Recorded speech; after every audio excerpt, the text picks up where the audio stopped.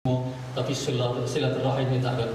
Nak bangunkan Islam, kau tak tahu dia lekor dengan semayang dia. Semayang zakat Ramadan dan nak masuk syurga, tak jadi tuan-tuan. Dia mesti bangunkan Islam dan mesti ada silaturahim, sebab Islam tak boleh dibangunkan tanpa silaturahim. Islam tak boleh dibangunkan tanpa jamaah.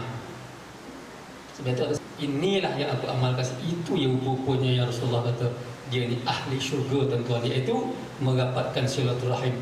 Tiap-tiap malam, tiap-tiap hari dia ada rasa hasad dengki, iri hati pada orang sebelah, pada kawan-kawan kita. Pasal benda tu mula timbul hasad dengki, iri hati. Inilah satu benda asas di antaranya yang boleh menghubungkan silaturahim, supaya kita boleh berlapang dada bila berjumpa dengan kawan-kawan sahabat kita semua. Tapi lagi ni Mama, cuba kita jangan fikir hal Islam, hal jamaah. Kita sekadar semayang balik selama 40 hari. Apa jadi hati kita? Jangan fikir nak bentuk jamaah Islam, nak menggunakan Islam. Sekadar semayang balik 40 hari. Kita akan rasa kosong jiwa kita. Tidak ada aktiviti, tidak ada aktiviti jemaah apa semua. Jadi tak syok lah hidup ni. Akhirnya dia mati beragan. Sampai akhir zaman tuan-tuan, Allah kekalkan sirah ini, ayat ini, cerita Samiri ini. As-Samiri ini dan spesies Samiri akan terus wujud sampai kiamat. Akan ada orang yang macam As-Samiri tidak disentuh oleh manusia. Contohnya macam siapa? Macam Kemal Atatürk, Turki. Kemal Atatürk dulu dia membawa kemodenan. Masa saya sekolah dulu saya ingat, saya masa itu sekolah tentang itu juga, suku juga. Sekolah kebangsaan, cikgu cerita Kemal Atatürk ni orang bagus, bapa kemodenan Turki.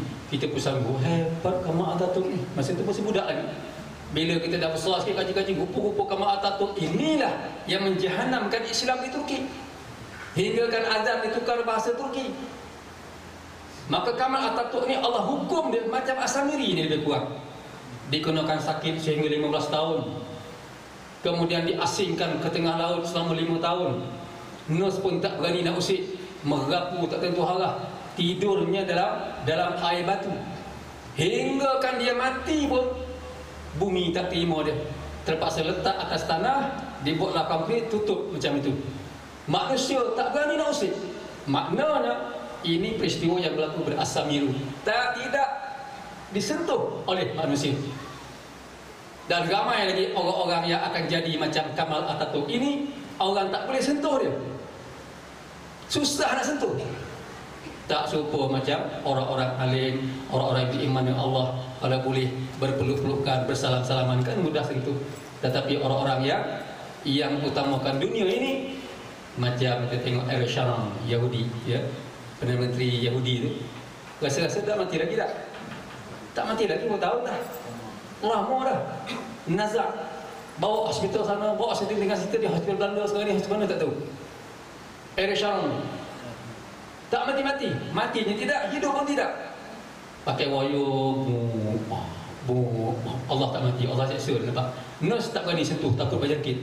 Kalau nak sentuh, pakai sawu, pakai macam nak masuk dalam apa tu, pakai macam pakai nak kasawan tu.